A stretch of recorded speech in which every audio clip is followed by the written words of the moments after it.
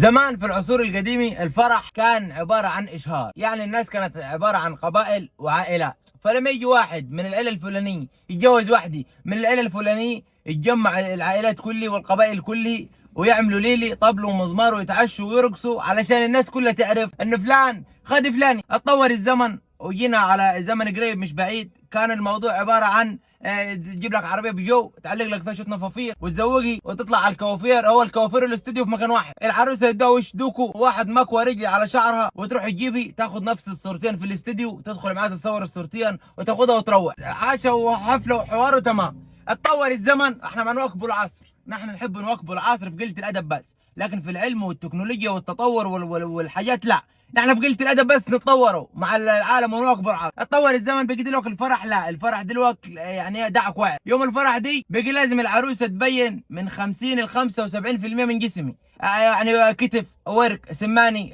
رقبه، ظهر، لازم حاجه تبان. تروح يا باشا العروسه تحجز في فندق، ما ينفعش شغل الكوافير واستديو زمان بطل، دوك اسمها بقي ميك اب ارتست، وتروح لها الفندق وواحده والويدنج بلانر اللي ما يزوق المكان، والهير دريسر بعد عنك ده مصفف الشعر، قصص كبرانه. ولازم العروسه تبقى لابسه روب يعني زي ما قلت لكم من 50 ل 75%، يعني السماني فوق شوي، هني. وفي فيديوهات كثيره على النت، يعني كنت عايز اجيبي بس انا مش من حقي يعني اجيب استخدم فيديوهات بتاعت حد، كل واحد براحته كل واحد براحته.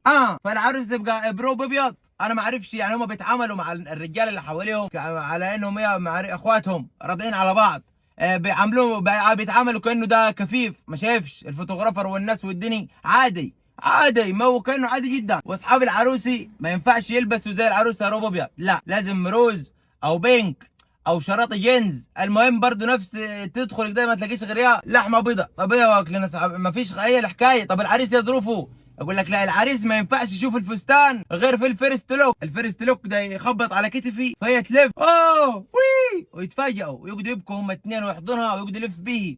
يعني حكاوي كده حكاوي تبقى على المراره، والله حكاوي تبقى على المراره. او ما ينفعش يشوف الفستان قبل الفرح، لازم في الفيرست لوك شوف. زمان كانت الدنيا مرتاحه والله، لو نروح نجيبوا العريس وتدلع يا عريس يا ابو لسه نايلو وقالها هادي وعالي ده الظابط يبقى خالي، وكانت الدنيا تمام زي الفل والناس محترمه. دلوقتي لا، لازم العروسي واصحابها البنات اصحابها لازم يلبسوا زي بعض، لازم كلهم يلبسوا زي بعض.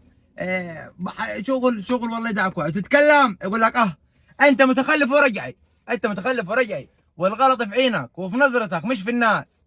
انا اللي كيدني والله ما كيدنيش البنات، انا اللي كيدني انه الشباب والرجالي بقت بدأت تشوف انه الحية دي عادي وهو ده المعتاد في الافراح وفي الدعك. لا، اللي قاعد على مبدأه قاعد. وده مش معنى كلام ان الناس اللي بتعمل كده تبقى قليلة ادب، لا يا عمي، الناس احسن مني، ولكن في شيء يليق وفي شيء لا يليق. في مجتمعات تسمح بالكلام دي وفي مجتمعات ما تسمحش. يعني الحاجات دي بدأت تتوغل عندنا احنا في الصعيد. كل اللي حواليكم من ناس شغاله مع يعني بدون تفاصيل، المجتمع كله ما يسمحش للقلعه دي. القلعه شغل مولد سيد العريان اللي كله يقلع ويجري ده وشلح ويجري، ما ينفعش، المجتمع ما يسمحش. كل الناس اللي حواليه نظره عيني ما تسمحش بالكلام دي. يمكن في مجتمعات تسمح، يعني متربي في الزمالك ولا المعادي ولا مدينه نصر غير متربي في سواجه يا جدعان، لازم نعقلوها. دول الغرب غيرنا نحن، دول الغرب العيل طلع من مصغره كل الحاجات دي عادي بالنسبه له، هو العريان قدامه مستور، وده العادي، ما فيش شيء غريب. لكن نحن المتغطي ما نتخيلوه، فالشغل ده ما ينفعش. وانا متكدش غير من الشباب، والله ما متكد غير من الشباب. بتكلموا العروسي اقول لها ظبط انت مع المصور والدنيا كلها، ظبط انت حتى بتاع الفراشه كلميه. ياد مش كدي، ياد مش كده، والله العظيم جبتونا لورا. شغل الروب الستان دي، انا اعرف الستان دي كانت تستخدم لحاجات معينه، يعني الحاجات الستان كانت جوا اوضه النوم. وداها الفندق ما عرفش، وداها الفندق ما عرفش. يتعاملوا مع الفوتوغرافر على انه ما عرف كانه مرضين على بعض، والله العظيم. وفي لقطه لازم تاخدها العروسي وهي فوق السرير في الفندق مش في البيت، وبتنط لفوق، وفي النطه دي لازم يعني بصوا انا معيش افسر. في فيديوهات انا كنت عايز اجيبها احطها، ولكن غلط، مش من حق ان انا استخدم فيديوهات مش بتاعتي. كل واحد براحته، كل واحد براحته. ولكن يا جدعان اتلموا عشان كده الشغل ده مش هينفع. هتيجي تقولوا علينا متخلف ورجعي، متخلف ورجعي. لو التخلف والرجعيه دي اعتبروني متخلف ورجعي.